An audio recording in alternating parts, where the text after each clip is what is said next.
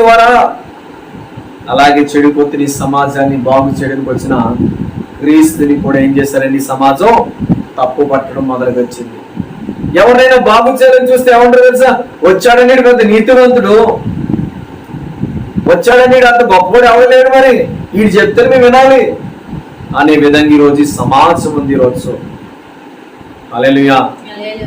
ఆ సమాజంలో మన పిల్లలు కూడా ఉన్నారు. ఈరోజు ఎలా ఉన్నారో ఒకసారి మనం చూడాలి.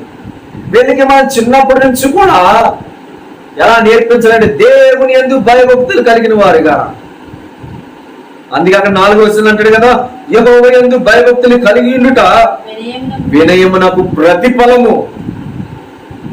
ఈ ప్రతిఫలం ఉందా ఈరోజు? ఈ ప్రతిఫలం నీకు కావాలంటే నీవు వినయము కలిగి జీవించాలి, దేవుని వాక్యము ప్రకారం నడుచుకోవాలి, నువ్వు తెల్లవారు లేసినట్టు ప్రార్థన చేసుకోవాలి.